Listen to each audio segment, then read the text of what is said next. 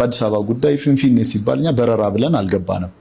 አዲስ አበባ ነው ማለት በመወጠር ከሆነ ወደ መሃል የሚመጣው ያኛውን በረራ ሲል ያን ፍንፍኔ ሲል አዲስ አበባ መሃል ይሆናል ማለት ነው። እንዲህ አይነቱን የመሳሳብ ባርጌኒንግ ሁሉ አልፈለግነውም እኛ። አዲስ አበባ ናት የነዋሪዎቿ ናት ብለን ነው የጀመርነው። የሆነ አካል ግን ፍንፍኔ ብሎ ሲጀምሮ ከዛ ሐሳብ አስጥለኸው ያን ሐሳብ በውይይት አሸንፈ ወይም ተማምነህ ምናምን ስትመጣ ነው እናንተም ወደ መሃል ነው እንጂ ትባላለህ ማለት ነው። መሃል ላይ መጀመርህ ራሱ ኃጢአት ይሆናል ማለት ነው። መጀመሪያው ነው መሃል እንጂ እንዲህ አይነት መሳሳቡን የመፈለግ ነገር ስናይ ልናስቀጥለው ከምንፈልገው ሀገር ከጀመርነው የትብብር ፖለቲካ አንፃር እኛ አሁንም የትብብር ፖለቲካ እንዲቀጥል ነው የምንፈልገው።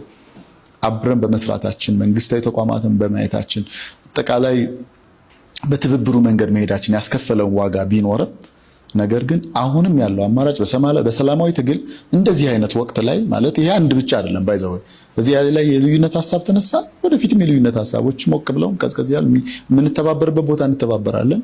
የልዩነት ሐሳብ ባለን ቦታ ላይ የልዩነት ሐሳብ እናነሳለን። ይሄ መንገድ ብዙ ያልተለመደ ስለሆነ ለብዙ ፍረጃ ይዳርጋል። የመንግስት አካባቢ ያለው አካል በሆነ አንድ ጉዳይ ላይ ያለ መስማማትና በተቃርኖ ስትቆም ድንጉጥነት አለ። በተቃወምኩ በሚለው አካልም ደግሞ የትብብር ሐሳብ ስታነሳ ያው ከመንግስት ጋር ሄደው ገቡ የሚል ሁለቱን ነገሮች በኢትዮጵያ ፖለቲካ ውስጥ ለይቶ ጥፋት ሊኖርብን ይችላል። ሁሉም ነገራችን በሚዛን የተለካ ነው ብለን አንታበይም። ግን የኔ ትብብር መንገድ ያዋጣልን የጀመርነው እያዋጣ ቀጥለናል። ወደፊትም የምንቀጥለው በእንዲህ አይነት የትብብርና የሰላማዊ ትግል የፖለቲካ መንገድ ነው። የአማራ ክልል ፕሬዝዳንት የብልጽግና ፓርቲ ስራ አስፈጻሚ ናቸው። በፓርቲ ብልጽግና ሰው ናቸው። የአንድ የክልሉ ህዝብ መሪ ናቸው። የክልሉ ውስጥ የክልሉ ጉዳይ እንደሚመለከተው በቀጥታ በብዙ መንገድ እኔ በወቅቱ ነዋሪነቴ በአሁኑ ሰዓት አዲስ አበባ ቢሆንም በብዙ ነገር እንደሚመለከተው መሪ ናቸው ብዬ የማስባቸው ሰው ናቸው። የፖለቲካ ልዩነት ይኖራል። ህዝባችን ግን በአሁኑ ሰዓት እየመሩ ያሉ ሰው ናቸው። ይሄ ነገር ለመሪነት ብቻም ሳይሆን በእንዲህ አይነት ክሪቲካል ጊዜ ዲስፓይት የፓርቲ ምናምን አስተላለፍ ፓርቲውን በዚህ ጉዳይ ላይ እኔ በእነሱ ፓርቲ ጉዳይ ረጅም ርቀት እጄ ማውራት ፍላጎት የለኝም እንጂ የጋራ አቋም ይዞበት የገባ ጉዳይ ነው ብዬ አላምንም ብልጽግና ፓርቲ እንደ ፓርቲ። ነገር ግን ከምንም በላይ ፕሬዝዳንቱ ህዝባዊ ወገንተኝነታቸውን አሳይተዋል። ይሄ ነገር ችግር እንዳለው ገልጸዋል። ብዙ ዝርዝር ነገሮች አሉ በውስጡ። በተለያየ መንገድ ደግሞ ይሄንን ሐሳባቸውን ስላነሱ ብቻ የተለያዩ በውስጡ የምንሰማቸው ምናምን ፍረጃዎችና መሰል የፖለቲካ እንትኖች ነበሩ። እዚህ ሜዳው ላይ አየሩ ላይ የምታየው ማለት ነው። የተለያዩ ሚዲያዎችን ሞኒተር ማድረግ ትችላለህ። በወቅቱ ሲነገር የነበረው ለእንዲህ አይነቱ ህዝባዊ አቋማቸው ከጎናቸው ልንቆም እንደምንችል እኔም ጓደኞቼም ገልጸናል። ትክክልም ነበር የሰሩት። እውነት ለመናገር ይሄ አቋማቸውም ዋቴቨር ወደፊት ብዙ የሚያጋጨን የማያስማማን ትክክል ያሉን ተቃርኖ ላይ የምንቆምባቸው ብዙ ሐሳቦች ይኖራሉ። ለዚህ አስተዋጽኦአቸው ግን እኔ አሁን ብቻ አይደለም ታሪክ በበጎ ጎን የሚያነሳላቸውን ህዝባዊ ኃላፊነታቸውን ግዴታቸውም ነው። ህዝባዊ ኃላፊነታቸውን ግን ተወጥተዋል። የክፍለ ሀገር ልጆች ምንም ጥያቄ የለውም። አጀንዳችንም ሆነ የፖለቲካ አቋማችን በጣም ግልጽ ነው። necessarily በዚህ ጉዳይ ላይ ፍሮንት ላይ መገኘት እኛ አልነበረብንም። ግን አጠቃላይ የፖለቲካ ስሪቱ አመጣጡ አዲስ አበባ ነዋሪዎቿ በእንደዚህ አይነቱ ፖለቲካ ላይ ይሄን የመሰለ የሰለጠነ የረጅም ዘመን ታሪክ ያለው የዲፕሎማት መናኸሪያ የሆነ ከተማ የሚመጥነው የፖለቲካ ስሪት የለም። እንዲኖረው ተፈልጎም አልተሰራም። እንትኑ የሚያልቀው እዚህ ጋር ነው። ከዛ በኋላ በእንዲህ አይነቱ ዴሊብሬሽን ሳይወከል መቅረቱ ብዙ ሊገርም አይገባም። መጀመሪያውንስ የሚተዳደርበት የሚመራበት ፖለቲካዊ አርባን ፖለቲክሱ በአጠቃላይ አሁን ባለፉት 30 ምናምን ዓመታት ወይ ምናልባት ከ50 ዓመት ከዚህ ከኢሃፓ መይሶን ግርግር በኋላ ምንም ማለት ይሄን ነው የምትለው የከተማን ሰው ሊመስል የሚችል ፖለቲካ የሚሰራበት መንገድ ዝግ ሆኖ እንደቆየ ነው እኔ የማምነው። ሆኖ ግን እዛ እንዳልከው የተለያዩ የክልል መሪዎች ፕሮሲጀራሊ ጥሰት ነው ያን ስብሰባ አንድ ደግሞ ምን ችግር አለው ነው አርጊውመንት የለውም። ምን አሁንም ዋና ከተማውና የኦሮሚያ ዋና ከተማውና አዲስ አበባ አድርጎ ነው እየኖረ ያለ።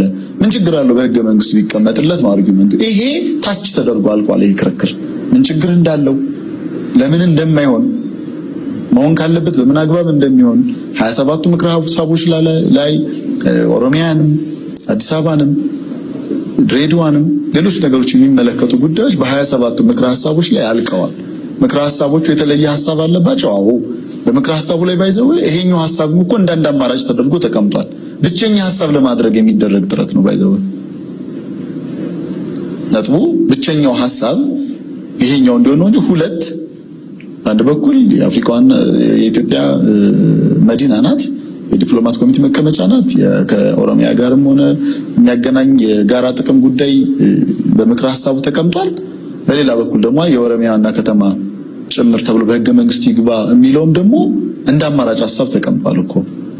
ብቸኛ ሐሳቡ ነው ይሄድ ነው። በምክር ሐሳቡ አብዛኛው ያነሳው አይሆንም የሚለውም አለ። ያው ወደ ድምጽ ወደ ቁጥር አንገባም ስለተባባል ያ ነገር ተቀምጧል። ሶስቱም ፕሮሲጀር መመለስ ነው። በሚያሳዝን ሁኔታ የብዙ ክልል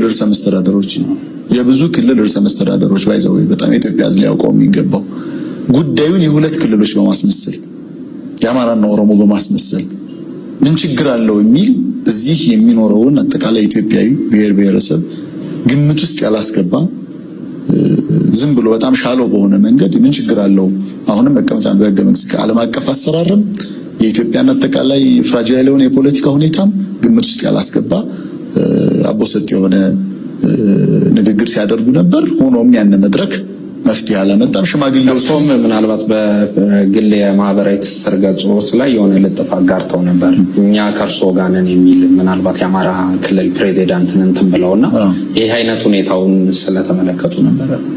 yes በትክክል ማለት ያንን ዝም ብለን በመወቅታ በግርግር ያልነው አልነበረም። የአማራ ክልል ፕሬዚዳንት የብልጽግና ፓርቲ ስራ አስፈጻሚ ናቸው። በፓርቲ ብልጽግና ሰው ናቸው። እንደ ክልሉ ህዝብ መሪ ናቸው። which is የክልሉ ውስጥ የክልሉ ጉዳይ እንደሚመለከተው በቀጥታ በብዙ መንገድ እኔ በወቅቱ ነዋሪነቴ በአሁኑ ሰዓት የአማራ አዲስ አበባ ቢሆንም በብዙ ነገር እንደሚመለከተው መሪ ናቸው ብዬ የማስባቸው ሰው ናቸው። የፖለቲካ ልዩነት ይኖራል። ህዝባችን ግን በአሁኑ ሰዓት እየመሩ ያሉ ሰው ናቸው። and ይሄ ነገር ለመሪነት ብቻም ሳይሆን በእንዲህ አይነት ክሪቲካል ጊዜ ዲስፓይት የፓርቲ ምናምን አሰላለፍ ፓርቲውን በዚህ ጉዳይ ላይ ነኝ በእነሱ ፓርቲ ጉዳይ ረጅም ርቀት እጄ ማውራት ፍላጎት የለኝም እንጂ የጋራ አቋም ይዞበት የገባ ጉዳይ ነው ብዬ አላምንም ብልጽግና ፓርቲ እንደ ፓርቲ።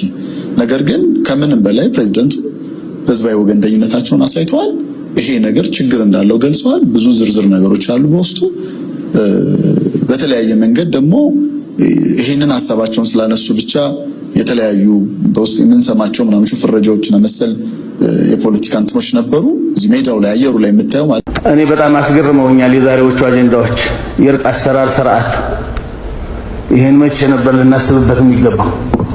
ስለ እርቅ አሰራር ስርዓት ሰው ሳያልቅ ነበር እንጂ እርቅ አሰራር በቀን እየተቀበረ በሳምንት እሑድ ይሄን ያህል ሰው እየቀበርን ስለ እርቅ አሰራር ስርዓት አጀንዳ ሆኖ ዛሬ አሳዛኝ ነው በጣም።